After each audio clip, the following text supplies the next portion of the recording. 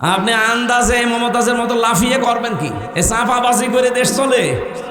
ও বলে সিয়াসিত্তা হাদিস পড়া, বুখারী শরীফ, মুসলিম শরীফ সব পড়িস। সিয়াসাত্তা হাদিস, তিরমিজি শরীফ, মেশকাত শরীফ, আবু দাউদ শরীফ, বুখারী শরীফ, মুসলিম শরীফ থেকে শুরু করে এমন কোনো খণ্ড নাই যেগুলো না পড়েছি। মমতাজের বাড়িতে সেনাবাহিনীর অভিযানে উদ্ধার হলো 900 কোটি টাকা এবং 1 বস্তা স্বর্ণ। আমি অনার্স মাস্টার শেষ করলাম, আমার কামেল ছিল ফেকার উপরে, আমি হাদিসের ওপরও কামেল করেছি। এত কিছু করার পরও আমি এখনো বলতে পারি না যে আমার সব কোরআনের তাফসির, সব হাদিস পড়া শেষ। আর ও মহিলা কি চাপাবাজ, সংসদে দাঁড়িয়ে বলছে আমার সব পড়া শেষ। আমার মনে হয় ওর পেটের ওপরে পাড়া দিলে ও যদি একটা আয়াত শুদ্ধ করে বলতে পারে, ওকে আমি মিষ্টি খাওয়াবো, জীবনও পড়তে পারবে না। এই চাপাবাজি করে করে চলতো, যেই কয়টা ছিল সব কয়টা চাপাবাজ, কাওয়া কাকু থেকে শুরু করে এই যে হাসাও মাহমুদ আর আমার কুষ্টিয়ার হানিফ, ইনু ননু মিয়া, ওর নাম হাসানুল হক। ইনু বলা ঠিক না, হাসানুল হক ননু, দন্তন্নয় হস্য, দন্তন্নয় হস্য কি হয়? ওর নামে ইনু বললে গোনা হবে? শয়তান ইসলামের যা ক্ষতি করেছে। আল্লাহ রাব্বুল আলামিনের পরে বলেন, আল্লাযীনা উখরিজু মিন দিয়ারিহিম বিগাইরি হাক্কিন ইল্লা আইয়াকুলু রাব্বুনাল্লাহ। তোমাদেরকে যারা ঘর বাড়ি থেকে বের করে দিয়েছে, কোনো অপরাধ তোমাদের ছিল না, এই 15.5 বছর তোমাদের বাড়িতে থাকতে দেয়নি মিথ্যা অজুহাত দিয়ে, মিথ্যা মামলা দিয়ে, মিথ্যা সাক্ষী দিয়ে। একটাই মাত্র অপরাধ তোমাদের ছিল, আইয়াকুলু রাব্বুনাল্লাহ, তোমরা বলতে যে আমাদের রব, আমাদের আইনদাতা কে? এই বাংলাদেশে আজও যারা বলে আমাদের আইনদাতা শুধুমাত্র আল্লাহ, তারাই বাতিলের টার্গেট। এদেশে ইসলামী দল, অন ইসলামী দল কত আছে, সবাই জালেমদের কাছে, সবাই রাম আর বামদের কাছে, সবাই দাদা বাবুদের কাছে। কালার না, কালার শুধু তারা যারা বলে রব্বুনাল্লাহ, আমাদের রব আল্লাহ। আই আই কি?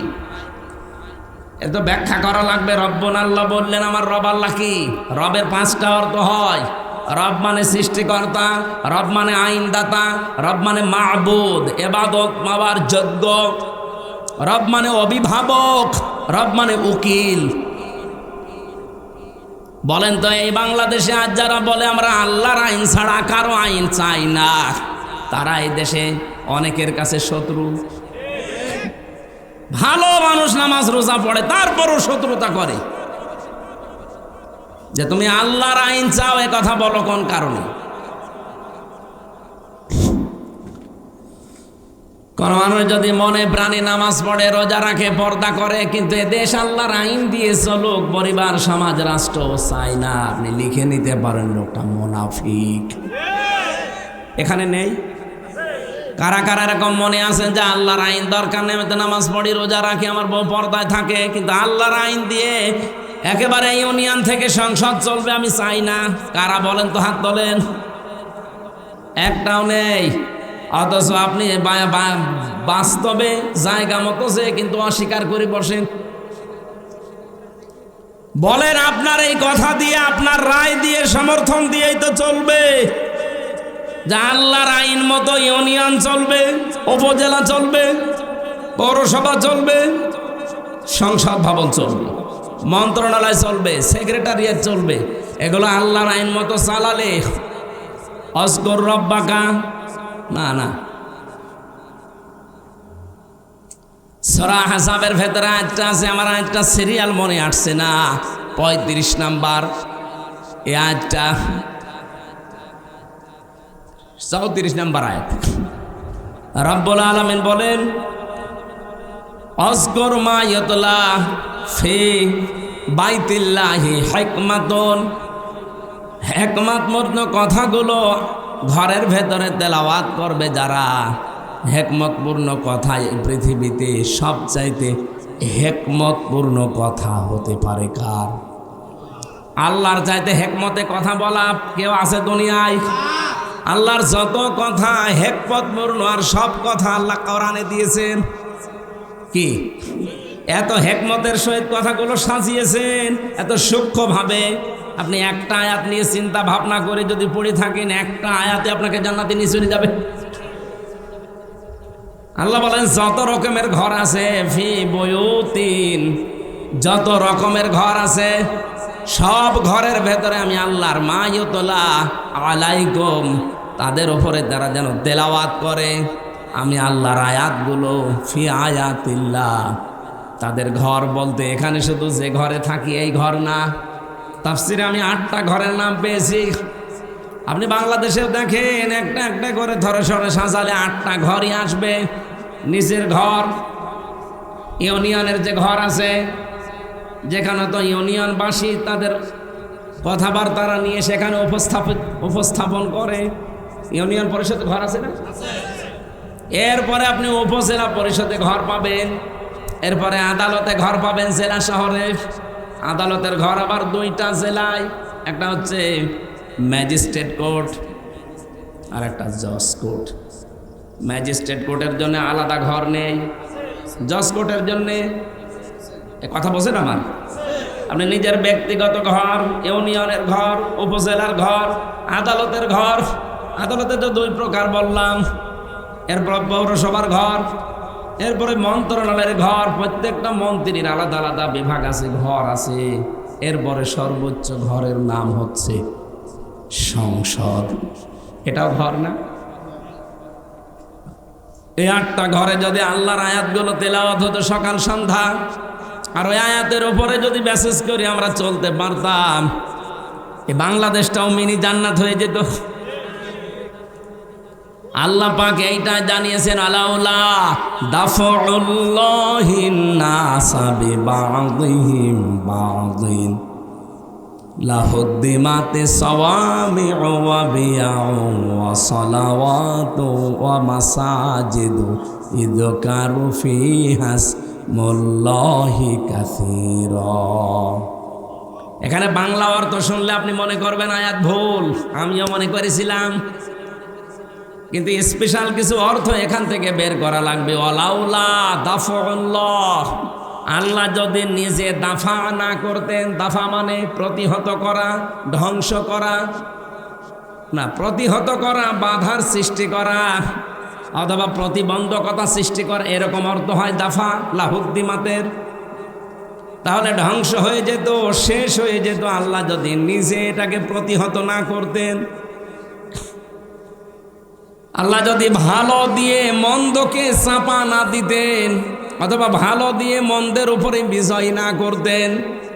1 নম্বরের নাম দিয়েছিল মানুষের ভেতরে একে অন্যের দ্বারা যদি আমার আল্লাহ দাফা করে না রাখতেন, দমন করে না রাখতেন, নিচু করে না রাখতেন, দাবিয়ে না রাখতেন, কি হতো জানো? লাহুদ্দিমাত সাওয়ামিউ, সওমায়ের বহুবচন সাওয়ামি। এটা সংসার বিরাগী যারা এই বাংলাদেশে লালনের ফকিরের মাজারে যারা থাকে, চট্টগ্রামের মাছ ভান্ডারের মাজারে যারা পড়ে আছে, 8 রশির মাজারে যারা পড়ে আছে, মাজার কেন্দ্রিক জীবন যাপন যাদের, এরা আমরা মনে করি এরা সংসার বিরাগী, সংসার ত্যাগী। আল্লাহ বলেন এরা যেভাবে আল্লাহকে ডাকাডাকি করে, হ্যাঁ ওদের পদ্ধতি ভুল হতে পারে, ডাকে তো ওরা যেখানে বসে বসে ডাকে। আপনি লালনের মাজারে যান, যখন ওদের অনুষ্ঠান চলে, চুল একবার সামনে যায় একবার পেছনে যায়, কি জিকির! যদিও আল্লাহর নামের সাথে অন্য কাউকে ডেকে তারা শিরিক করে ফেলে, কিন্তু জিকির তো করছে। যার জিকির করুক, জিকির তো করছে সওয়াবের নিয়তেই, ভালোর নিয়তেই। আল্লাহ বলেন আমি এই সংসার বিরাগীদের ইবাদত খানা ওয়া বিয়াউন, বিয়াউনের বহুবচন বিয়াউন, এটার বাংলা অর্থ গির্জা। গির্জার সমূহ রাখতাম না। সালাওয়াতুন, খ্রিস্টানদের যে সমস্ত উপাসনালয় আছে ওই সমস্তগুলো রাখতাম না। মাসাজিদু, আল্লাহর ঘর, মসজিদের বহুবচন মসজিদ, মাসাজিদ, মসজিদও থাকতো না। ইযকারু ফিহা ইসমুল্লাহি কাসীরা, যেখানে আল্লাহর উচ্চারণগুলো বেশি বেশি হয়। আল্লাহর নামের উচ্চারণ যেখানে বেশি বেশি করা হয়ে থাকে ওই জায়গাগুলো ঠিক থাকতো না, নষ্ট হয়ে যেত, ধ্বংস হয়ে যেত। যদি আল্লাহ এক পক্ষ থেকে আর এক পক্ষকে দাফন করে না দিতেন, দমিয়ে না রাখতেন, নিচু করে না রাখতেন। এর বাংলা অর্থ হচ্ছে যদি আল্লাহ ভালোর দ্বারা মন্দকে মাঝে মাঝে আঘাত না দিতেন তাহলে এই উপাসনালয়গুলো একটাও ঠিক থাকতো না। এই জন্যে মাঝে মাঝে আল্লাহ পৃথিবীকে গরম করে দেয়। আপনি তামাম দুনিয়ার দিকে এই সিস্টেমটাই পাবেন। অলায়াং সুরান্নাল্লাহু মায়াং সুরু লামে তাকিদ নুনে সাকিলা, দুইটা গ্যারান্টি আছে আয়াতে। এই পৃথিবীতে কেউ যদি আল্লাহ পাককে সাহায্য করে মাস্ট বি সে যেন নিজেকে সাহায্য করলো। মাইয়াং সুরু হু এহুর মারসা তার নিজের দিকে। কেউ যদি আল্লাহকে সাহায্য করে সে যেন নিজেকে সাহায্য করলো। প্রশ্ন আসতে পারে আল্লাহকে পাবো কোথায়? আল্লাহ রাব্বুল আলামিন এই পৃথিবীর সৃষ্টি জগতের ভেতরেই মিশে আছেন। এই জন্য কিয়ামতের ময়দানে আল্লাহ মানুষকে ডাক দিয়ে বলবে আমি ক্ষুধার্ত ছিলাম, আমাকে খাবার দাওনি। লোকজন বলবে আল্লাহ তুমি ক্ষুধার্ত হও কি করে খাবার দেব তোমারে? রব্বুল আলামিন বলেন গরিব মানুষ তোমার পাশে গিয়ে খাবার চেয়েছিল ক্ষুধার্ত, তাকে যদি খাবার দিতে ওটা আমাকেই দেওয়া হতো। এজন্য আল্লাহকে সাহায্য করা নিজেকে সাহায্যের নামান্তর। এই পৃথিবীতে আজ ক্ষুধা মুক্ত, দারিদ্র মুক্ত এরকম সমাজ, এরকম রাষ্ট্র উপহার দেওয়ার জন্য কাজ করা লাগবে। আজ বাংলাদেশে ক্ষুধা এবং দারিদ্র মুক্ত করার জন্য সবচাইতে বড় বাধা হচ্ছে দুর্নীতি। এক কথা বলছেন, এ দেশটা ক্ষুধা এবং দারিদ্র মুক্ত করা সম্ভব যদি শুধুমাত্র দুর্নীতি না হয়। আপনি একটু ভাবতে, একটা শুধু পয়েন্ট বলছি, একটু ভাবতে পারেন। আমি বঙ্গবন্ধু টানেল দিয়ে আসছিলাম, 100 বছরের জন্য টানেলটা বানানো চট্টগ্রামে, মাটির নিচে পানির নিচ দিয়ে বানানো, সাগরের নিচে, ওর নিচ দিয়ে ওই উপরে হচ্ছে বাঁশখালী আনোয়ারা থানা, ওদিকে কক্সবাজার চলে গেল, আর এদিকে চট্টগ্রাম এয়ারপোর্ট।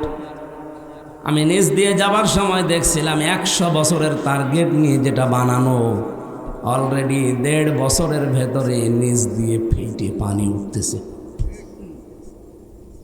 এর জন্য যত বাজেট হয়েছিল সব টাকাগুলো যদি এই জায়গায় কাজে লাগাতো 1.5 বছরে না 100 বছরের ভেতরে পানি ওঠা সম্ভব ছিল না।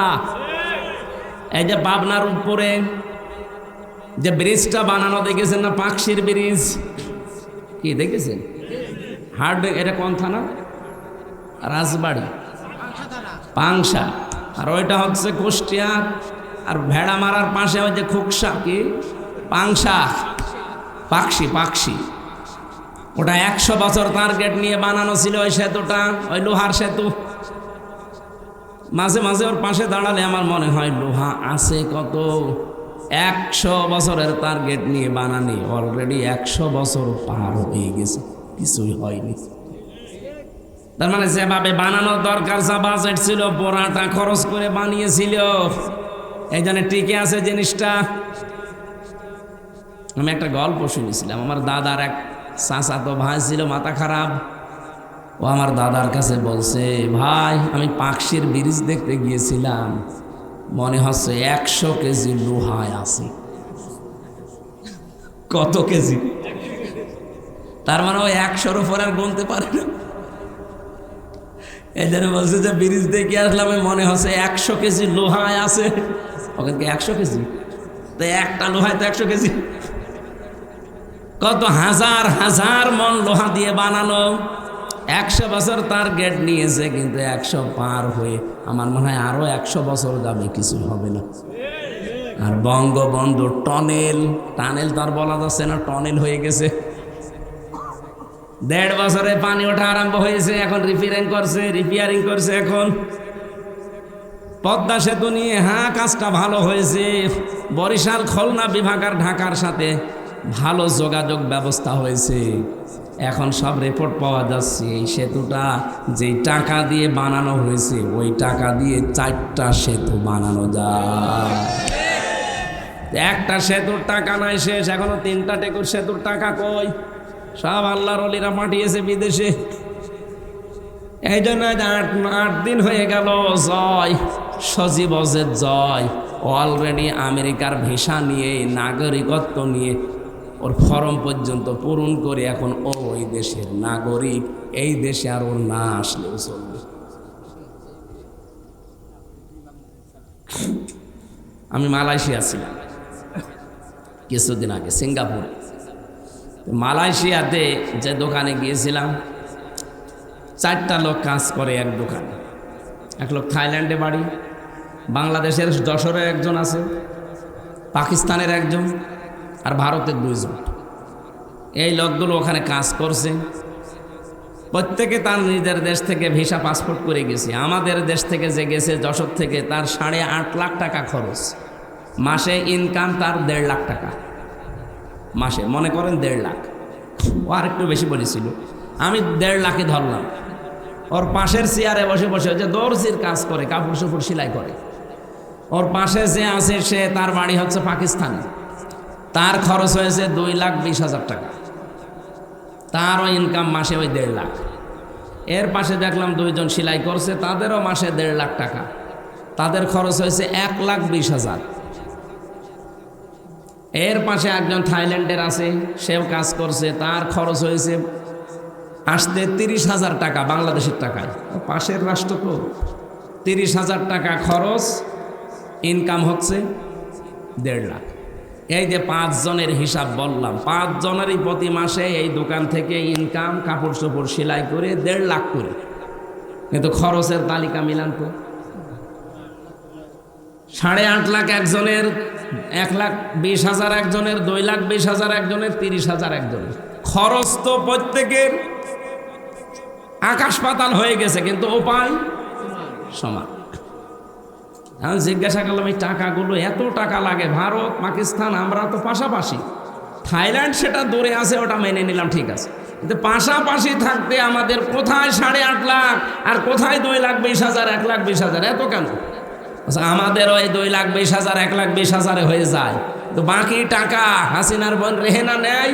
আর ওই যে দরবেশ, ওই দাড়িওয়ালা দরবেশ সালমান এফ রহমান আর জয়, এই 3 জন মিলে আল্লাহর ওলিরা ভাগ পায়।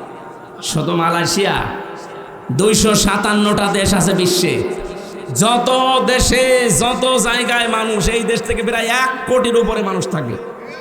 সব টাকা পয়সা একেবারে চোখ বন্ধ করে থাকলেও তাদের অ্যাকাউন্টে চলে যায়। বলেন সুবহানাল্লাহ। আপনি সুবহানাল্লাহ বলেন। আপনি চিন্তা করতে পারেন? এই জন্য বলছি, দেশটা দাঁড়িয়ে যাবে, কোনো অসুবিধা নেই। এদেশের মানুষ মানুষ না, এটা মানব সম্পদ।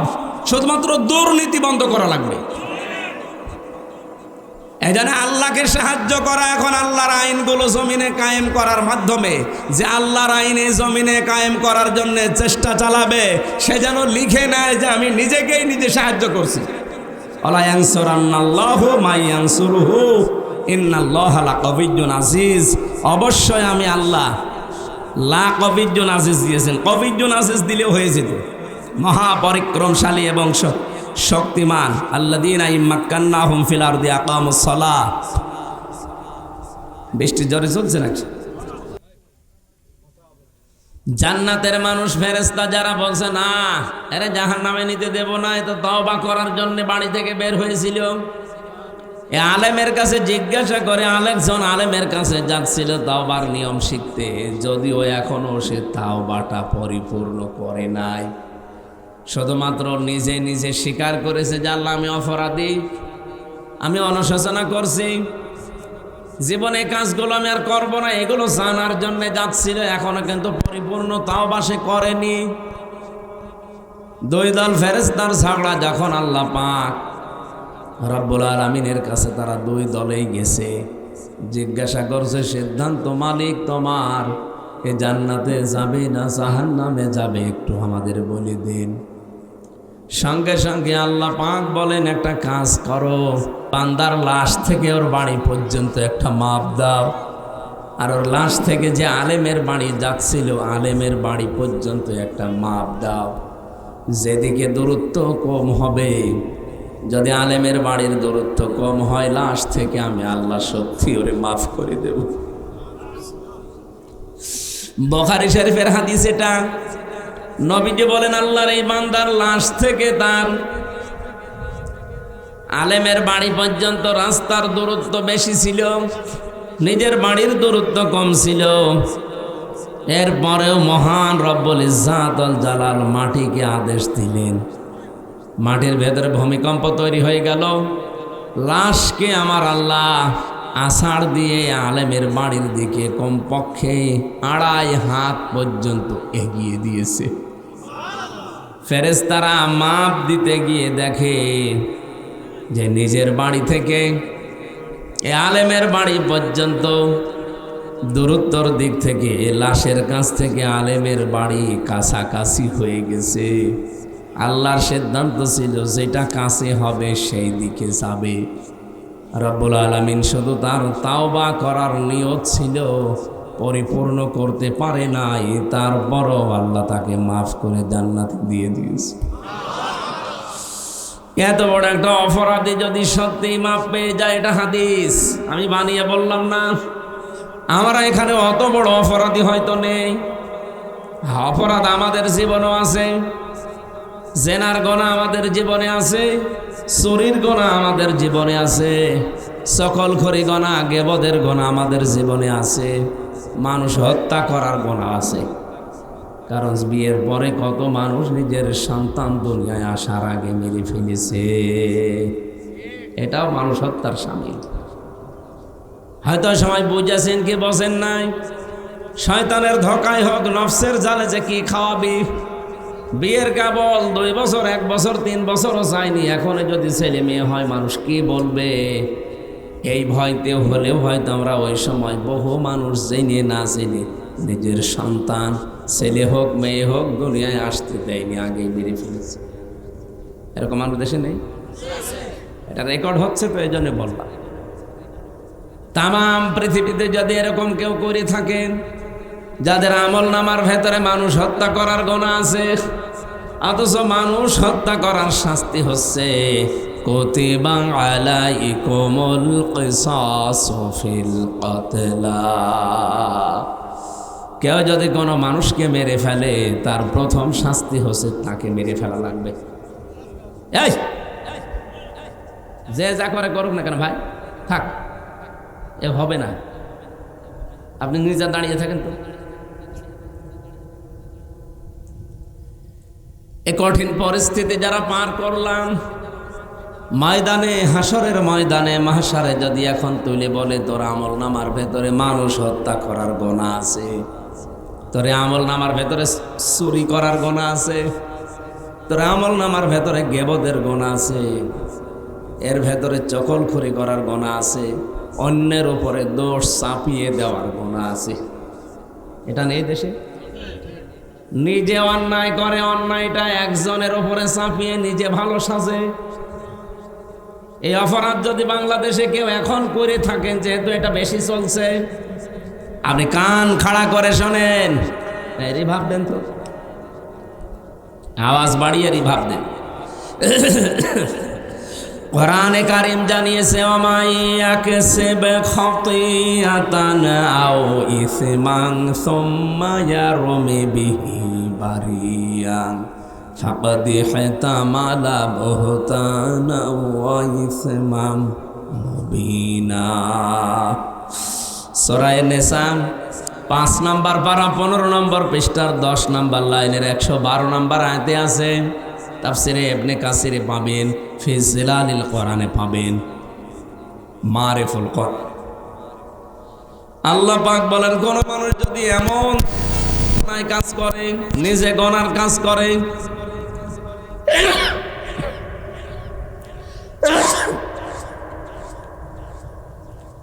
নিজে মানবতা বিরোধী কোনো কাজে আঞ্জাম দেয়, আর কাজটা যখন হয়ে যায় তখন একটা ভালো মানুষ নিরপরাধ মানুষের উপরে দোষটা চাপিয়ে দিয়ে নিজে ভালো, নিজেকে ভালো সাজায়, মানুষের কাছে বলে যে এই কাজ আমার দ্বারা হয়নি। আল্লাহ তাআলা বলেন, দুনিয়ার কেউ যদি নাও বোঝে, ফাকাদ ইহতামালা বুহতানা ওয়া ইসমাম মুবিনা। সে যেন প্রকাশ্য পাপের বোঝা বহন করে নিয়ে বেড়াচ্ছে। আর রাজবাড়িবাসী আয়াত থেকে কি পেলেন আপনি বলেন তো?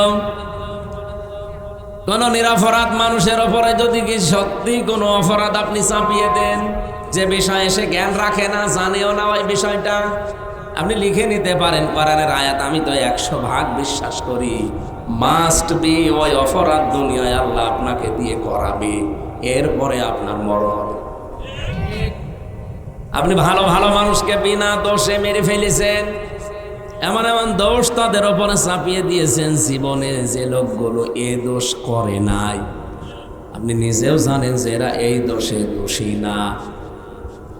নিজের খাহেশ মেটাতে বিভিন্ন মানুষের প্ররোচনায় প্রলোভনে পড়ে শয়তানের ধোঁকায় কোনো মানুষের যদি ক্ষতি করে ফেলেন, যে ক্ষতি করেছেন ওই ক্ষতি তো হওয়ার কথা ছিল না, আপনার নিজের রাগে পড়ে হিংসায় করে আপনি করেছিলেন। আপনি লিখে নিতে পারেন, কোনো অসুবিধা নেই, আমি লিখে দেব, যদি না হয় আমি ওই কাজ ঘটাবো। যা করলেন ওইটা আপনাকে জীবদ্দশায় আল্লাহ নিজে করাবে। আপনি মা বাংলায় বলছে যারা এই যে 15.5 বছরে বহু মানুষকে বিপদে ফেলেছে, বিনা কারণে দুনিয়া থেকে বিদায়ও করে দিয়েছে, এমনকি আয়না ঘরে পর্যন্ত রেখেছে। যাদেরকে রেখেছিল বলেন তোরা কি আয়না ঘরে থাকার মতো মানুষ? সব বাদ দিলাম, শুধু ব্যারিস্টার আরমান, তার বাবার জন্য আপনি কাছে 8 বছর আয়না ঘরে রাখলেন।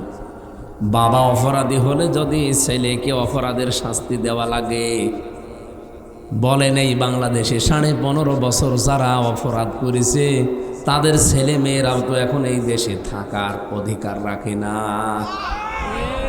বাবার অপরাধী যদি ছেলে অপরাধী হয় তাহলে এদেশে আপনি থাকতে পারবেন? আইন তো আপনি নিজেই বানিয়েছেন, নিজেই ধরা খাবেন। কি বলেন? এই জন্য আইন বানানোর সময় চিন্তা ভাবনা করে বানাবেন। এখনো যারা দায়িত্বে আছে, আগে তো একটা বুকের ওপরে পাথর চাপা ছিল, মনে করছেন পাথরটা মনে হয় সরিয়ে গেছে? না, আগে তো কথা বলতে দিত না, আর এখন কথা বললে শোনে না। আগে কথা বলতে দিত না আর এখন কথা বললেও শোনে না। কারণ যে কয়টা দায়িত্বে আছে অধিকাংশ গুলো এখন দেখতে পাচ্ছি আল্লাহ, রাসূল এবং মানবতার বিরুদ্ধে। আমার রাজবাড়িবাসী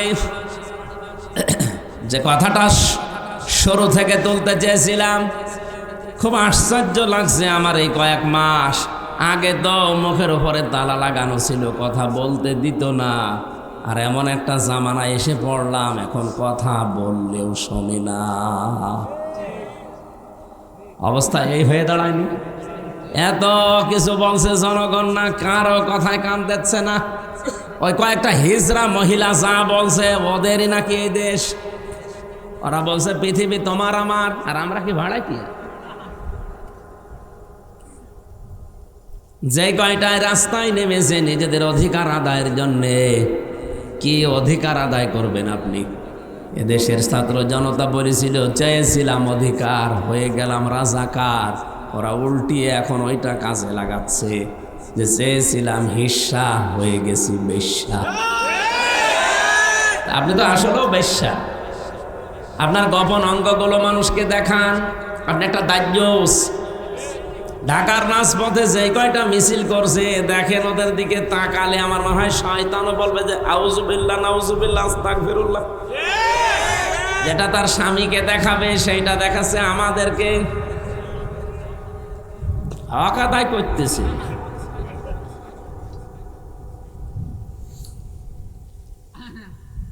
আশা করবো এগুলো বন্ধ হওয়া দরকার।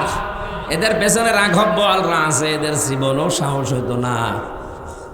মিছিল 8-10 জন 15-20 জন বের করে, মানুষ চাই কয়জন, তার চাইতে মিডিয়া বেশি। কোথায় পায় এরা? এসব ভাড়া করা বিশ্বের মোড়লদেরকে দেখাতে চায় যে আমরা নারী অধিকার আদায়ের পক্ষে। এর নাম নারীর অধিকার। আজকে ইসলামপন্থী এক মা দেখলাম বলছিল বোরকা পরে যে নিজের গোপন অঙ্গগুলো মানুষকে দেখানো যদি অধিকার হয়, এরকম অধিকার এই দেশের মুসলিম মেয়েদের দরকার নেই। যারা ওগুলো করছেন এরা এই দেশের মেয়ে না। আমি যে মিছিলটা দেখলাম সামনে শুধু 2 জন বাংলাদেশের মেয়ে লোক, বাকি অধিকাংশ কলকাতা থেকে ভাড়া করা।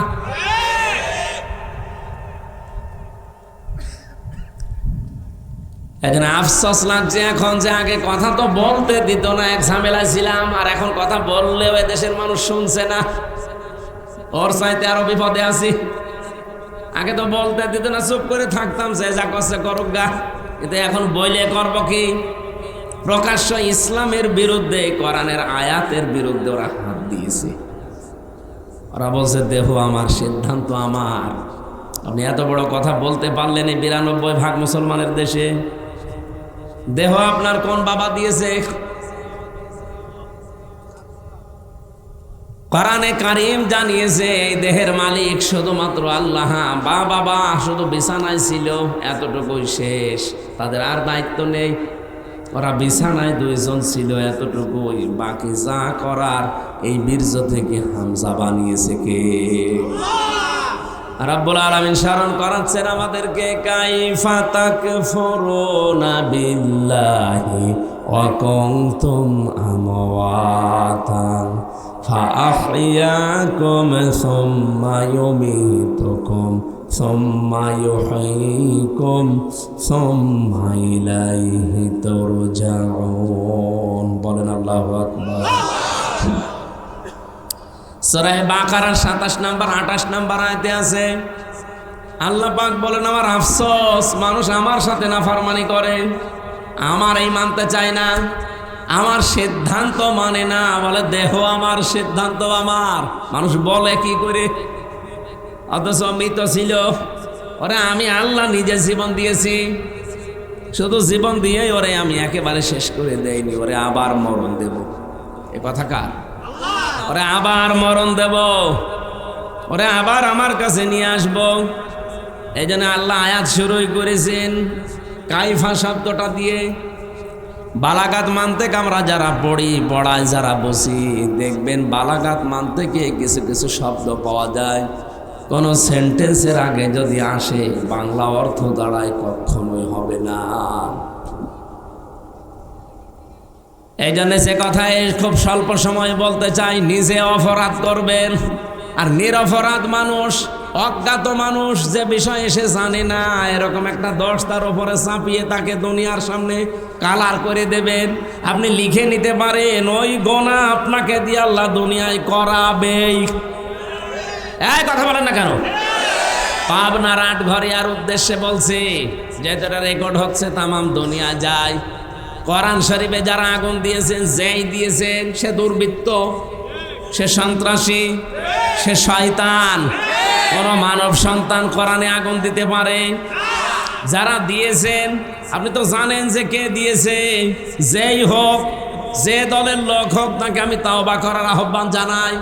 আরও যদি তাওবা না করে, ওই রকম মানুষকে কেউ যদি সাপোর্ট করে, ও যেমন কাফের, কোরআনে আগুন দিয়ে আপনি সাপোর্ট করে আপনিও কাফের। এরকম কোন মানুষের জানাজা পড়া জায়েজ আছে? মাটিতে দেওয়া জায়েজ আছে? পরে কবরেও দেওয়া যাবে না, জানাজাও দেওয়া যাবে না। দেবেন কোথায়? শ্মশানে।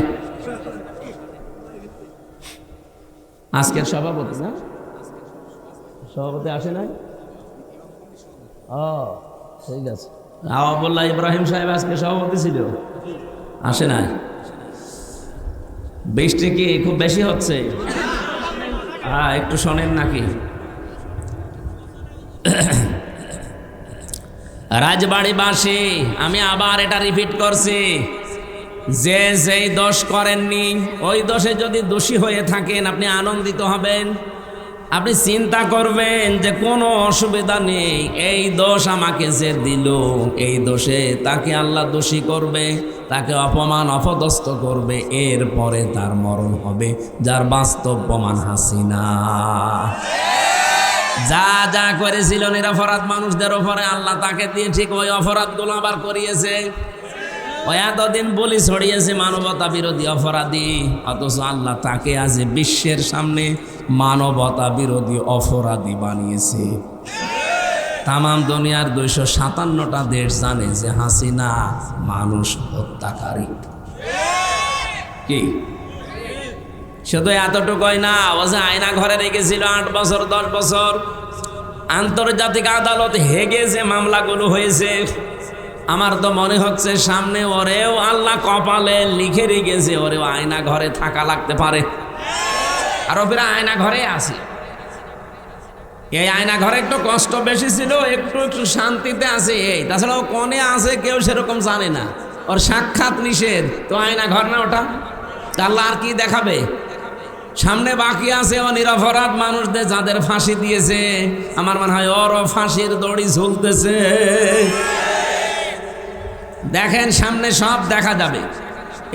এইটার দিকে তাকিয়ে আমি বলছি পাবনার এই ঘটনাকে স্মরণ করায়, যারা এই কাজ করলেন, যার উপরে রাগ করে হিংসা করে করেছেন, আপনি কিন্তু কোরআন শরীফে আগুন দেননি, আপনি আগুন দিয়েছেন নিজের কপালে।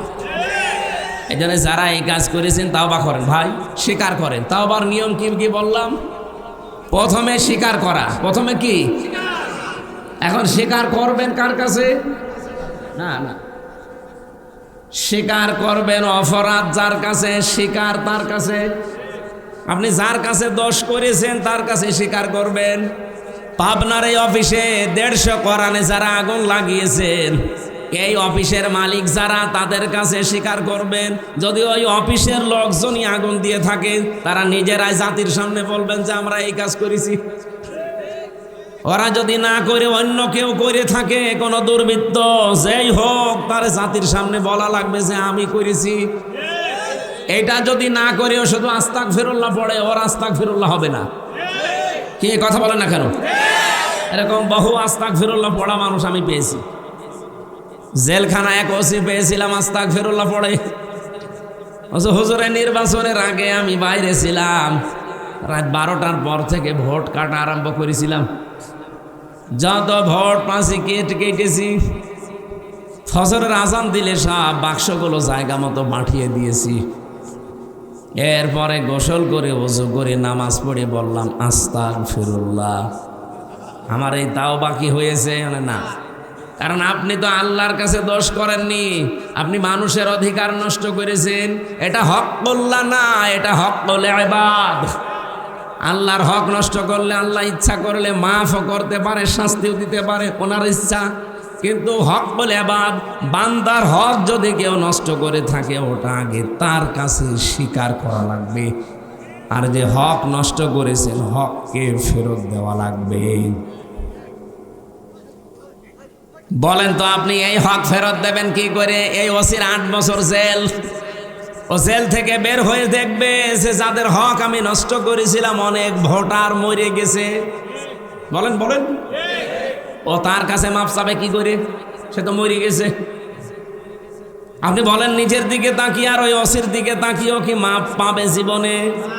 মাপ পাবে কি করে? কারণ ও আল্লাহর কাছে মাপ চাইলেও তো হবে না, কারণ ও আল্লাহর কাছে দোষ করে নাই, ও দোষ করেছে ওই 3 লাখ 3.5 লাখ ভোটারের কাছে। এই 3.5 লাখ ভোটার, কত মানুষ তো 8 বছরে মরে যাবে। কি করে আপনি জেল থেকে তাদের বের হয়ে পাবেন? তার মানে আপনি কপালে আগুন লাগিয়েছেন। আমি যে তাওবারে 3টা নিয়ম এমনি এমনি বলি নাই। আমরা দেশের মানুষ অনেকেই মনে করি সবই আল্লাহর কাছে। আল্লাহর কাছে মানে অপরাধ যার কাছে, স্বীকার করবেন তার কাছে। সুতরাং পাবনায় কোরআনে আগুন যার কারণে দিয়েছেন, যে দিয়েছেন সে তো জানেন যে আমি দিয়েছি। তার উচিত হবে জনসম্মুখে এসে অথবা ওই অফিসের মালিক যারা, তাদের কাছে যে বলা যে ভাই আমি মাপ চাই, আমি অপরাধ করেছিলাম, এতগুলো কোরআন পড়িয়ে ফেলেছি, আমি আবার 150 কোরআন কিনে দেব। 1 নাম্বার। 2 নাম্বারে সে যেন রাত দিন 24 ঘন্টা অনুশোচনা করে, অনুতপ্ত হয়। 3 নাম্বারে আমি জীবনে আর এরকম কোরআন বিরোধী কোনো কাজ করব না, জীবনের মতো ফিরে আসলাম। এর নাম হচ্ছে তাওবা। এই তাওবার জন্য আল্লাহ আহ্বান জানিয়েছেন, যারা এরকম তাওবা করবে তাদের ওই ডাকাতের মতো আল্লাহ মাফ করে দেবে। ও শুধু একটু নড়াচড়া দিয়েছিল। ওর এই নড়াচড়া দেখে যদি আল্লাহ জমিনকে ভূমিকম্প দিয়ে ওর লাশকে একটা আষাঢ় দিয়ে সামনের দিকে এগিয়ে দিতে পারে। আজ আমাদের মনটা দরকার, ভেতরের অবস্থা কি এটা আপনি জানেন আর আমি নিজে জানি।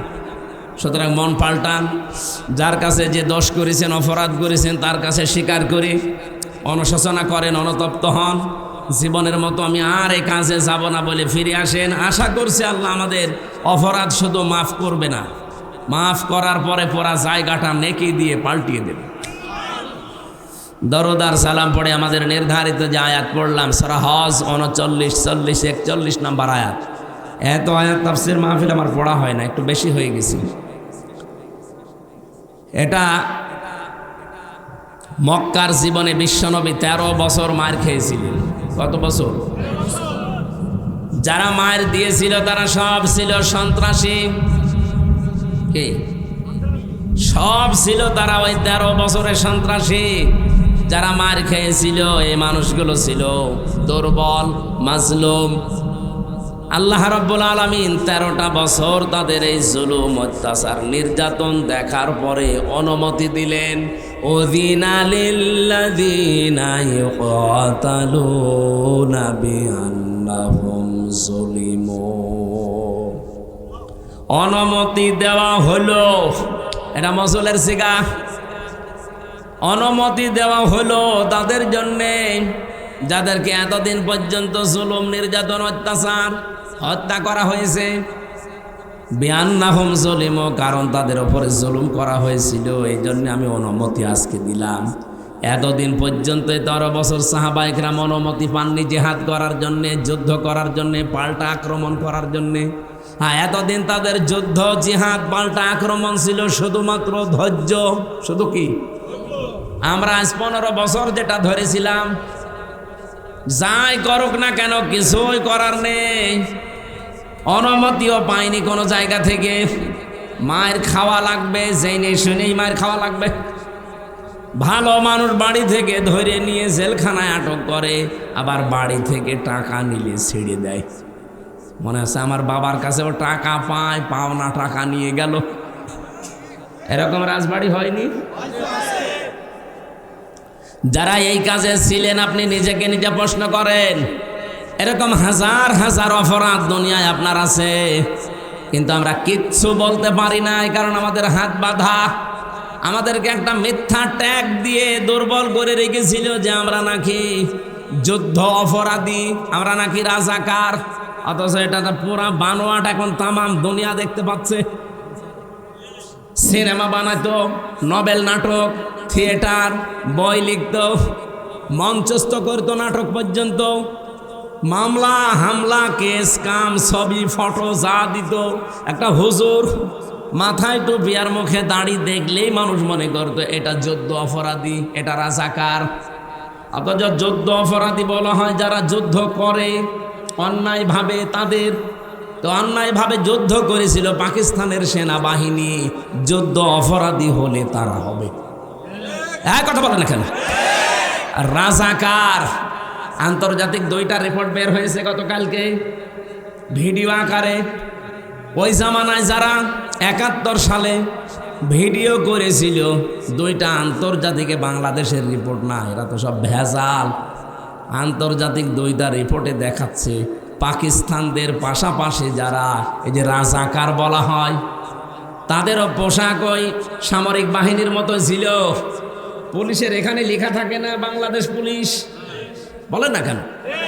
ওদেরও পোশাকে লেখা আছে ইংরেজিতে রাজাকার, RAZAKAR, রাজাকার। আমি বাংলায় ইংরেজিতে লেখা দেখলাম।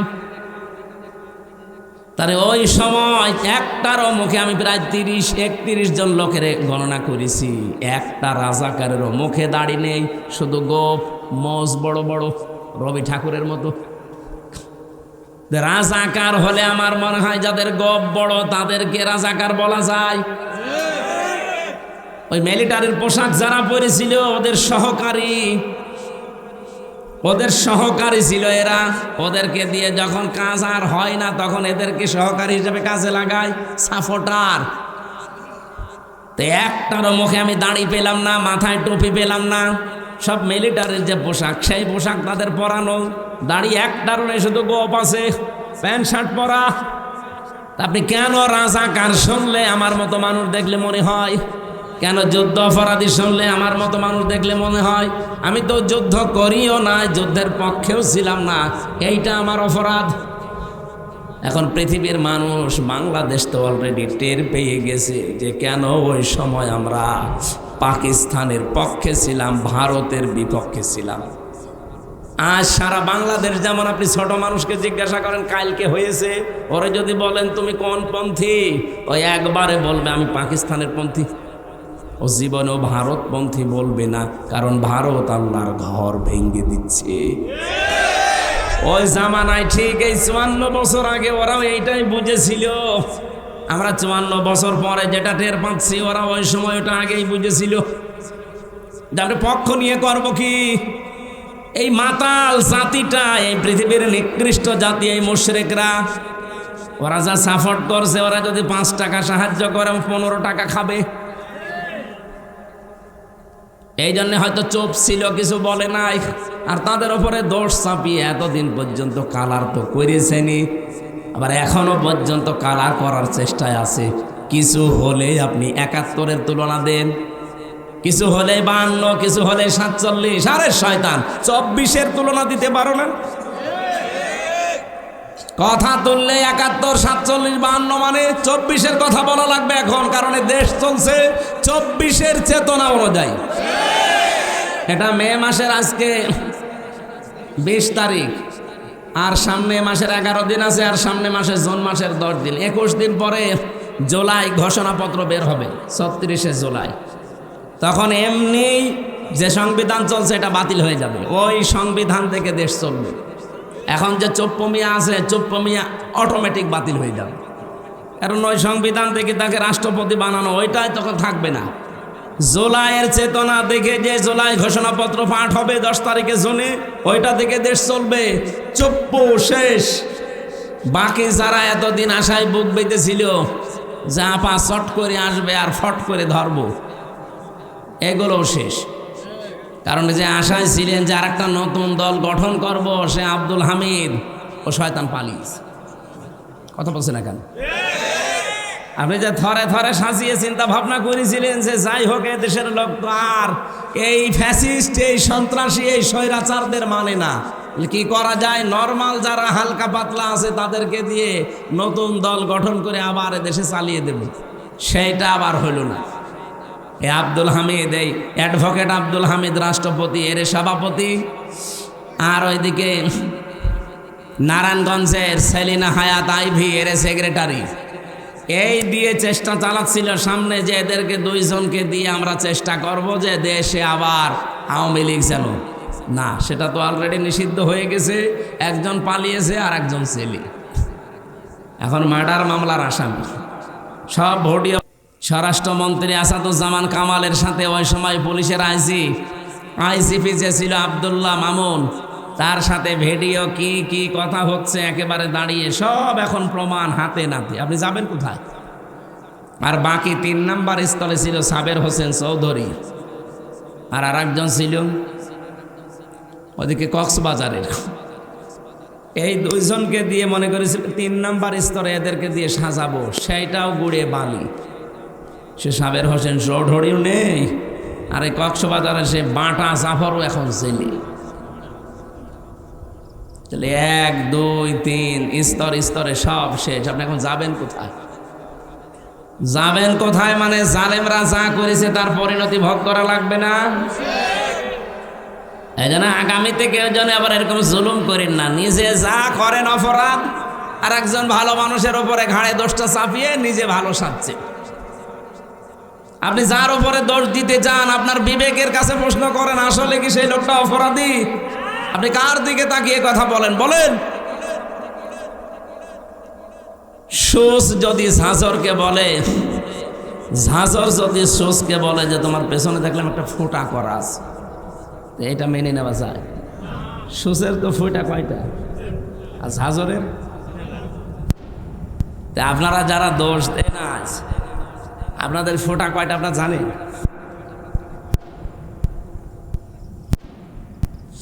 ও রাজবাড়ি বাসী, 13 বছর মার খাওয়ার পরে যেহেতু শুধুমাত্র একটা অস্ত্র ছিল যে ধৈর্য, এই শেষ, আর কিছু করা যাবে না। আমরা এই 15 বছরে তাই পেলাম, ধৈর্য, আর কিছু নেই। ঠিক আমার মনে হয় 13 বছর পরে যেমন উসিনা অনুমতি দেওয়া হয়েছিল, আমাদেরও 15 বছর পরে এখন আমরা অনুমতি পেয়ে গেছি। যা করেছেন আর সুবহানাল্লাহ, আস্তাগফিরুল্লাহ, আলহামদুলিল্লাহ না, এখন ইটের জবাব পাথর দিয়ে দেওয়া হবে। কিছু করে দেখেন তো, হয় থাকবো না যাব। কারণ নবীজি 13 বছরের পর অনুমতি যদি পাই, আমরা 15 বছরের পর পাবা না। 15 বছর অলরেডি পার করে ফেলেছি, সুতরাং অনুমতি এবার পেয়েছি। আল্লাহ পাক বলেন, ওয়া ইন্নাল্লাহা আলা নাসরিহিম লাকাদির, অবশ্যই আমি আল্লাহ এই মানুষগুলোর উপর যাদের অত্যাচার, জুলুম, নির্যাতন চালানো হয়েছিল এদেরকে সাহায্য করব এবং বিজয় দিতে আমি আল্লাহ সক্ষম। এজন্য কাদির না দিয়ে লাকাদির দিয়েছেন। ওয়া ইন্নাল্লাহা আলা নাসরিহিম, অবশ্যই আমি আল্লাহ তাদের উপরে সাহায্য করছি, লাকাদির, এবং অবশ্যই আমি সক্ষম এদেরকে বিজয়ী করতে। আমরা চর্ম চোখে যেটা দেখি কোরআনের সাথে মিলিয়ে ওইটাই বলছি। 13 বছর পরে অনুমতি পেয়েছিল, অলরেডি আমরা 15 বছর পরে যা দেখছি আল্লাহর সাহায্য আসবে এবং বিজয়ী আমাদেরকে করাতে আল্লাহ অক্ষম না সক্ষম? বলেন বলেন। আমি এই লাকাদিরের কদির শব্দ পড়েছিলাম, কদির দিলেও তো অর্থ করে ফেলতাম বাংলায়। আমি আলেম যারা আছে তারা কদির দিলেও অর্থ করতে পারে, তো লা কদির দিলে কেন? আল্লাহ গ্যারান্টি দিচ্ছে ভাই, আপনি আন্দাজে মমতাজের মতো লাফিয়ে করবেন কি? এ চাপাবাজি করে দেশ চলে? ও বলে সিয়াসিত্তা, হাদিস পড়া, বুখারী শরীফ, মুসলিম শরীফ সব পড়িস। আমি অনার্স মাস্টার শেষ করলাম, আমার কামেল ছিল ফেকার উপরে, আমি হাদিসের ওপরও কামেল করেছি। এত কিছু করার পরও আমি এখনো বলতে পারি না যে আমার সব কোরআনের তাফসির, সব হাদিস পড়া শেষ। আর ও মহিলা কি চাপাবাজ, সংসদে দাঁড়িয়ে বলছে আমার সব পড়া শেষ। আমার মনে হয় ওর পেটের ওপরে পাড়া দিলে ও যদি একটা আয়াত শুদ্ধ করে বলতে পারে, ওকে আমি মিষ্টি খাওয়াবো, জীবনও পড়তে পারবে না। এই চাপাবাজি করে করে চলতো, যেই কয়টা ছিল সব কয়টা চাপাবাজ, কাওয়া কাকু থেকে শুরু করে এই যে হাসাও মাহমুদ আর আমার কুষ্টিয়ার হানিফ, ইনু, ননু মিয়া, ওর নাম হাসানুল হক। ইনু বলা ঠিক না, হাসানুল হক ননু, দন্তন্নয় হস্য, দন্তন্নয় হস্য কি হয়? ওর নামে ইনু বললে গুনাহ হবে? শয়তান ইসলামের যা ক্ষতি করেছে। আল্লাহ রাব্বুল আলামিনের পরে বলেন, আল্লাযীনা উখরিজু মিন দিয়ারিহিম বিগাইরি হাক্কিন ইল্লা আইয়াকুলু রাব্বুনাল্লাহ, তোমাদেরকে যারা ঘর বাড়ি থেকে বের করে দিয়েছে, কোনো অপরাধ তোমাদের ছিল না, এই 15.5 বছর তোমাদের বাড়িতে থাকতে দেয়নি মিথ্যা অজুহাত দিয়ে, মিথ্যা মামলা দিয়ে, মিথ্যা সাক্ষী দিয়ে। একটাই মাত্র অপরাধ তোমাদের ছিল, আইয়াকুলু রাব্বুনাল্লাহ, তোমরা বলতে যে আমাদের রব, আমাদের আইনদাতা কে? এই বাংলাদেশে আজও যারা বলে আমাদের আইনদাতা শুধুমাত্র আল্লাহ, তারাই বাতিলের টার্গেট। এদেশে ইসলামী দল, অন ইসলামী দল কত আছে, সবাই জালেমদের কাছে, সবাই রাম আর বামদের কাছে, সবাই দাদা বাবুদের কাছে। কালার না, কালার শুধু তারা যারা বলে রব্বুনাল্লাহ, আমাদের রব আল্লাহ। আই আই কি? এত ব্যাখ্যা করা লাগবে। রব্বুনাল্লাহ বললেন আমার রব আল্লাহ কি? রবের 5টা অর্থ হয়। রব মানে সৃষ্টিকর্তা, রব মানে আইনদাতা, রব মানে মাবুদ, ইবাদত পাওয়ার যোগ্য, রব মানে অভিভাবক, রব মানে উকিল। বলেন তো এই বাংলাদেশে আজ যারা বলে আমরা আল্লাহর আইন ছাড়া কারো আইন চাই না, তারা এই দেশে অনেকের কাছে শত্রু। ভালো মানুষ নামাজ রোজা পড়ে তারপরও শত্রুতা করে। যে তুমি আল্লাহর আইন চাও এ কথা বলো কোন কারণে? কোন মানুষ যদি মনে প্রাণে নামাজ পড়ে, রোজা রাখে, পর্দা করে, কিন্তু এ দেশ আল্লাহর আইন দিয়ে চলুক, পরিবার, সমাজ, রাষ্ট্র চাই না, আপনি লিখে নিতে পারেন লোকটা মুনাফিক। এখানে নেই? কারা কারা এরকম মনে আছেন যে আল্লাহর আইন দরকার নেই, আমি তো নামাজ পড়ি, রোজা রাখি, আমার বউ পর্দায় থাকে, কিন্তু আল্লাহর আইন দিয়ে একেবারে ইউনিয়ন থেকে সংসদ চলবে আমি চাই না? কারা বলেন তো, হাত তোলেন। একটাও নেই। অথচ আপনি বাস্তবে জায়গা মতো যে কিন্তু অস্বীকার করে বসেন। বলেন আপনার এই কথা দিয়ে, আপনার রায় দিয়ে, সমর্থন দিয়েই তো চলবে যে আল্লাহর আইন মতো ইউনিয়ন চলবে, উপজেলা চলবে, পৌরসভা চলবে, সংসদ ভবন চলবে, মন্ত্রণালয় চলবে, সেক্রেটারিয়েট চলবে। এগুলো আল্লাহর আইন মতো চালালে অজগর রব্বাকা না না। সূরা হাসাবের ভেতরে আয়াতটা আছে, আমার আয়াতটা সিরিয়াল মনে আসছে না, 35 নাম্বার এই আয়াতটা, 34 নাম্বার আয়াত। রব্বুল আলামিন বলেন, অজগর মা ইয়াতলা ফি বাইতিল্লাহি হিকমাতুন, হিকমতপূর্ণ কথাগুলো ঘরের ভেতরে তেলাওয়াত করবে যারা, হিকমতপূর্ণ কথা এই পৃথিবীতে সবচাইতে হিকমতপূর্ণ কথা হতে পারে কার? আল্লাহর চাইতে হিকমতে কথা বলা কেউ আছে দুনিয়ায়? আল্লাহর যত কথা হিকমতপূর্ণ, আর সব কথা আল্লাহ কোরআনে দিয়েছেন। কি এত হিকমতের সহিত কথাগুলো সাজিয়েছেন, এত সূক্ষ্মভাবে। আপনি একটা আয়াত নিয়ে চিন্তা ভাবনা করে যদি পড়ে থাকেন, একটা আয়াতে আপনাকে জান্নাতে নিয়ে চলে যাবে।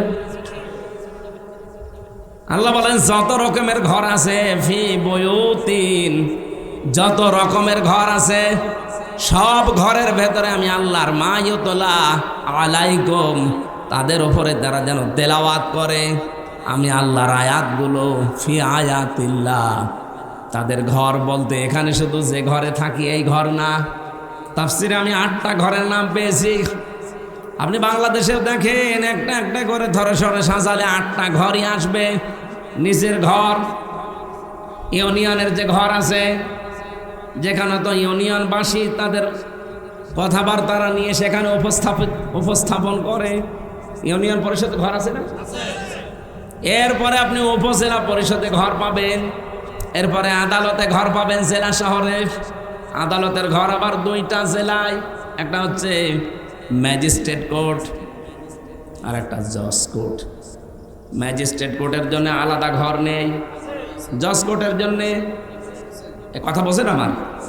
আপনি নিজের ব্যক্তিগত ঘর, ইউনিয়নের ঘর, উপজেলার ঘর, আদালতের ঘর। আদালতে তো 2 প্রকার বললাম।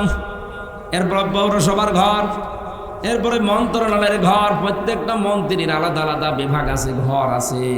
এরপরে সর্বোচ্চ ঘরের নাম হচ্ছে সংসদ। এটাও ঘর না? এই 8টা ঘরে যদি আল্লাহর আয়াতগুলো তেলাওয়াত হতো সকাল সন্ধ্যা, আর ওই আয়াতের উপরে যদি মেসেজ করি আমরা চলতে পারতাম, এই বাংলাদেশটাও মিনি জান্নাত হয়ে যেত। আল্লাহ পাক এইটা জানিয়েছেন, আলাউলা দাফউল্লাহিন নাসা বিবাযিহিম বাযিন লাহুদ্দিমাতি সাওয়ামিউ ওয়া বিয়াউ ওয়া সালাওয়াতু ওয়া মাসাজিদু ইযকারু ফিহা ইসমুল্লাহি কাসীরা। এখানে বাংলা অর্থ শুনলে আপনি মনে করবেন আয়াত ভুল, আমিও মনে করেছিলাম, কিন্তু স্পেশাল কিছু অর্থ এখান থেকে বের করা লাগবে। ওয়ালাউলা দাফউল্লাহ, আল্লাহ যদি নিজে দাফা না করতেন, দাফা মানে প্রতিহত করা, ধ্বংস করা না, প্রতিহত করা, বাধার সৃষ্টি করা অথবা প্রতিবন্ধকতা সৃষ্টি করা, এরকম অর্থ হয় দাফা লাহুদ্দিমাতের। তাহলে ধ্বংস হয়ে যেত, শেষ হয়ে যেত। আল্লাহ যদি নিজে এটাকে প্রতিহত না করতেন, আল্লাহ যদি ভালো দিয়ে মন্দকে চাপা না দিতেন, অথবা ভালো দিয়ে মন্দের উপরে বিজয় না করতেন। 1 নম্বরের নাম দিয়েছিল মানুষের ভেতরে একে অন্যের দ্বারা যদি আমার আল্লাহ দাফা করে না রাখতেন, দমন করে না রাখতেন, নিচু করে না রাখতেন, দাবিয়ে না রাখতেন, কি হতো জানো? লাহুদ্দিমাত সাওয়ামিউ, সওমায়ের বহু বচন সাওয়ামি। এটা সংসার বিরাগী যারা এই বাংলাদেশে লালনের ফকিরের মাজারে যারা থাকে, চট্টগ্রামের মাছ ভান্ডারের মাজারে যারা পড়ে আছে, 8 রশির মাজারে যারা পড়ে আছে, মাজার কেন্দ্রিক জীবন যাপন যাদের, এরা আমরা মনে করি এরা সংসার বিরাগী, সংসার ত্যাগী। আল্লাহ বলেন এরা যেভাবে আল্লাহকে ডাকাডাকি করে, হ্যাঁ ওদের পদ্ধতি ভুল হতে পারে, ডাকে তো ওরা যেখানে বসে বসে ডাকে। আপনি লালনের মাজারে যান, যখন ওদের অনুষ্ঠান চলে, চুল একবার সামনে যায় একবার পেছনে যায়, কি জিকির! যদিও আল্লাহর নামের সাথে অন্য কাউকে ডেকে তারা শিরিক করে ফেলে, কিন্তু জিকির তো করছে। যার জিকির করুক, জিকির তো করছে সওয়াবের নিয়তেই, ভালোর নিয়তেই। আল্লাহ বলেন আমি এই সংসার বিরাগীদের ইবাদত খানা ওয়া বিয়াউন, বিয়াউনের বহু বচন বিয়াউন, এটার বাংলা অর্থ গির্জা। গির্জার সমূহ রাখতাম না। সলাওয়াতুন, খ্রিস্টানদের যে সমস্ত উপাসনালয় আছে ওই সমস্তগুলো রাখতাম না। মাসাজিদ, আল্লাহর ঘর, মসজিদের বহু বচন মসজিদ, মাসাজিদ, মসজিদও থাকতো না। ইজকারু ফিহা ইসমুল্লাহি কাসীরা, যেখানে আল্লাহর উচ্চারণগুলো বেশি বেশি হয়, আল্লাহর নামের উচ্চারণ যেখানে বেশি বেশি করা হয়ে থাকে, ওই জায়গাগুলো ঠিক থাকতো না, নষ্ট হয়ে যেত, ধ্বংস হয়ে যেত। যদি আল্লাহ এক পক্ষ থেকে আর এক পক্ষকে দাফন করে না দিতেন, দমিয়ে না রাখতেন, নিচু করে না রাখতেন। এর বাংলা অর্থ হচ্ছে যদি আল্লাহ ভালোর দ্বারা মন্দকে মাঝে মাঝে আঘাত না দিতেন, তাহলে এই উপাসনালয়গুলো একটাও ঠিক থাকতো না। এই জন্যে মাঝে মাঝে আল্লাহ পৃথিবীকে গরম করে দেয়। আপনি তামাম দুনিয়ার দিকে এই সিস্টেমটাই পাবেন। আল্লাহু মাইয়ানসুরু, লামে তাকিদ নুনে সাকিলা, 2টা গ্যারান্টি আছে আয়াতে।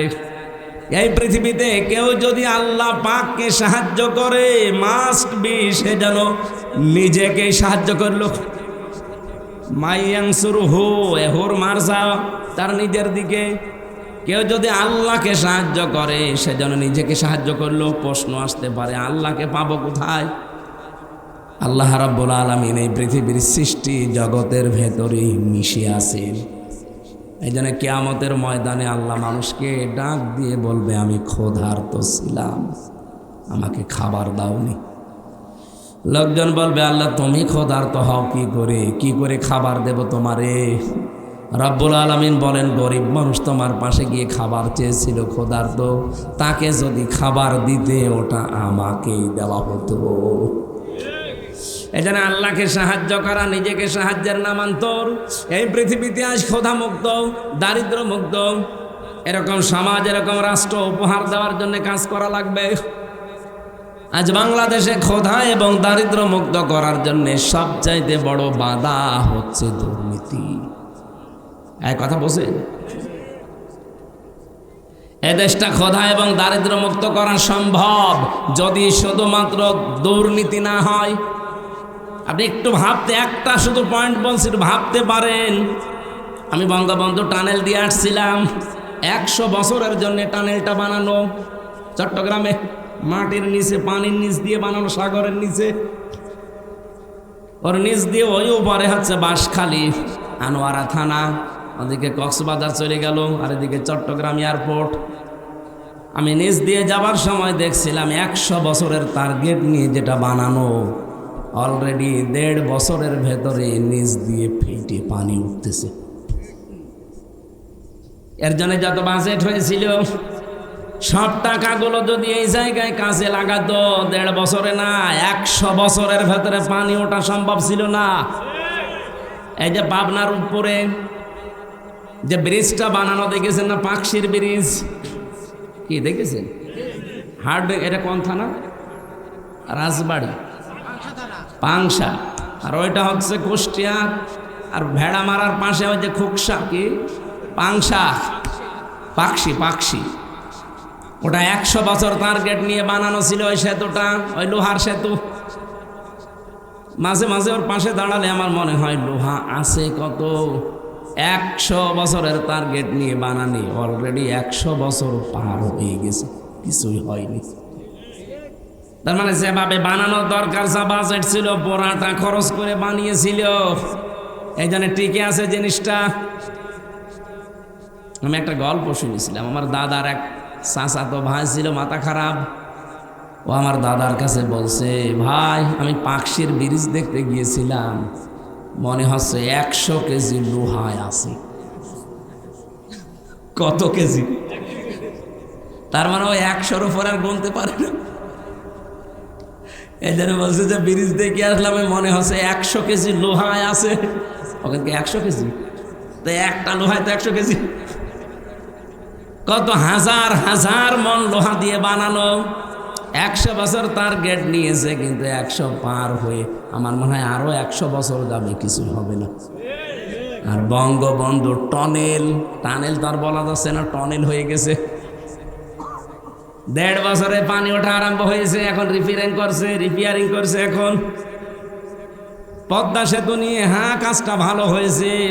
বরিশাল, খুলনা বিভাগ আর ঢাকার সাথে ভালো যোগাযোগ ব্যবস্থা হয়েছে।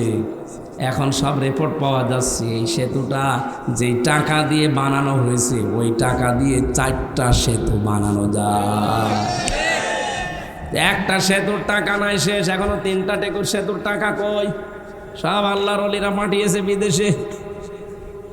এই জন্য 8 দিন হয়ে গেল জয় সজীব জয় অলরেডি আমেরিকার ভিসা নিয়ে, নাগরিকত্ব নিয়ে ওর ফর্ম পর্যন্ত পূরণ করে এখন ওই দেশের নাগরিক। এই দেশে আর ওর না আসলেও চলবে। আমি মালয়েশিয়া ছিলাম কিছুদিন আগে, সিঙ্গাপুরে। মালয়েশিয়াতে যে দোকানে গিয়েছিলাম, 4টা লোক কাজ করে এক দোকানে। এক লোক থাইল্যান্ডে বাড়ি, বাংলাদেশের যশোরের একজন আছে, পাকিস্তানের একজন, আর ভারতের 2 জন। এই লোকগুলো ওখানে কাজ করছে। প্রত্যেকে তার নিজের দেশ থেকে ভিসা পাসপোর্ট করে গেছে। আমাদের দেশ থেকে যে গেছে যশোর থেকে, তার 8.5 লাখ টাকা খরচ। মাসে ইনকাম তার 1.5 লাখ টাকা মাসে, মনে করেন 1.5 লাখ। ও আর একটু বেশি বলেছিল, আমি 1.5 লাখে ধরলাম। ওর পাশের চেয়ারে বসে বসে যে দর্জির কাজ করে, কাপড় চোপড় সেলাই করে, ওর পাশে যে আছে সে, তার বাড়ি হচ্ছে পাকিস্তানে। তার খরচ হয়েছে 2,20,000 টাকা। তারও ইনকাম মাসে ওই 1.5 লাখ। এর পাশে দেখলাম 2 জন সেলাই করছে, তাদেরও মাসে 1.5 লাখ টাকা। তাদের খরচ হয়েছে 1,20,000। এর পাশে একজন থাইল্যান্ডের আছে, সেও কাজ করছে, তার খরচ হয়েছে আসতে 30,000 টাকা বাংলাদেশের টাকায়। পাশের রাষ্ট্র তো, 30,000 টাকা খরচ, ইনকাম হচ্ছে 1.5 লাখ। এই যে 5 জনের হিসাব বললাম, 5 জনেরই প্রতি মাসে এই দোকান থেকে ইনকাম, কাপড় চোপড় সেলাই করে 1.5 লাখ করে। কিন্তু খরচের তালিকা মিলান তো, 8.5 লাখ একজনের, 1,20,000 একজনের, 2,20,000 একজনের, 30,000 একজনের। খরচ তো প্রত্যেকের আকাশ পাতাল হয়ে গেছে, কিন্তু উপায় সমান। আমি জিজ্ঞাসা করলাম, এই টাকাগুলো, এত টাকা লাগে? ভারত, পাকিস্তান, আমরা তো পাশাপাশি। থাইল্যান্ড সেটা দূরে আছে, ওটা মেনে নিলাম, ঠিক আছে। কিন্তু পাশাপাশি থাকতে আমাদের কোথায় 8.5 লাখ আর কোথায় 2,20,000, 1,20,000? এত কেন? আমাদেরও এই 2,20,000, 1,20,000 হয়ে যায়। তো বাকি টাকা হাসিনার বোন রেহেনা নেয়, আর ওই যে দরবেশ, ওই দাড়িয়ালা দরবেশ সালমান এফ রহমান আর জয়, এই 3 জন মিলে আল্লাহর ওলিরা ভাগ পায়। শুধু মালয়েশিয়া 257টা দেশ আছে বিশ্বে। যত দেশে, যত জায়গায় মানুষ, এই দেশ থেকে প্রায় 1 কোটির উপরে মানুষ থাকে। সব টাকা পয়সা একেবারে চোখ বন্ধ করে থাকলেও তাদের অ্যাকাউন্টে চলে যায়। বলেন সুবহানাল্লাহ। আপনি সুবহানাল্লাহ বলেন। আপনি চিন্তা করতে পারেন, এই জন্য বলছি দেশটা দাঁড়িয়ে যাবে, কোনো অসুবিধা নেই। এদেশের মানুষ মানুষ না, এটা মানব সম্পদ। শুধুমাত্র দুর্নীতি বন্ধ করা লাগবে। এই জন্য আল্লাহকে সাহায্য করা, এখন আল্লাহর আইনগুলো জমিনে কায়েম করার মাধ্যমে, যে আল্লাহর আইনে জমিনে কায়েম করার জন্য চেষ্টা চালাবে, সে যেন লিখে নেয় যে আমি নিজেকেই নিজে সাহায্য করছি। আলা ইয়ানসুরান্নাল্লাহু মা ইয়ানসুরুহু ইন্নাল্লাহা লাকাবিয়্যুন আজিজ। অবশ্যই আমি আল্লাহ লাকাবিয়্যুন আজিজ দিয়েছেন। কবিয়্যুন আজিজ দিলেও হয়ে যেত। মহাপরিক্রমশালী এবং শক্তিমান। আল্লাযীনা ইম্মাক্কান্নাহুম ফিল আরদি আকামুস সালাহ। বৃষ্টি জোরে চলছে নাকি?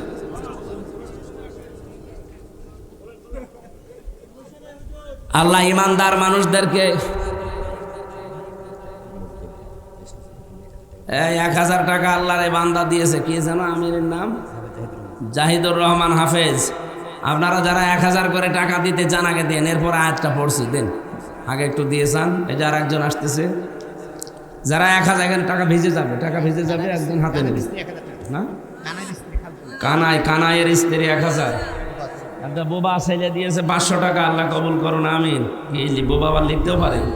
আরিফুল নিজের জন্য দোয়া চাইছে, তার বাচ্চা ছেলের জন্য দোয়া চাইছে, এবং তার ভাইয়ের জন্য দোয়া চাইছে 500 টাকা। ঠিক আছে, ঈদগার সহ সভাপতি 1000 টাকা আপনারা রাখেন, ভিজে যাবে। ঈদগার সভাপতি 1000। যারা 1000 করে 500 করে দিতে চান এদিকে আসেন তো। হ্যাঁ, আমার আপনারা যাওয়ার সময় বইটা নিয়েছেন, কাজে লাগবে। মেয়েদের তো বলতে পারলাম না, ওই যে গাড়িতে আছে, মেয়েদের ওপরে লেখা আছে বই। 4টা বই লিখেছি, মেয়েদের ওপরে 2টা, পুরুষের ওপরে 2টা নিয়েছেন, কাজে রাখবে, পড়বেন। আব্দুর রহিম ভাই 1000 টাকা দিয়েছে। আর কেউ আছেন দেওয়ার মতো? থাকলে 500, 1000 যারা আছে 100 এখানে দিয়ে যান। এরা তো ভালোই খরচ করেছে। ইসলাম মন্ডল ভাই 1000 টাকা দিয়েছে, 500 টাকা। আল্লাহ কবুল করুন। আমি 500 কেন, আর 500 দেবে, যান। আর কেউ আছেন ভাই?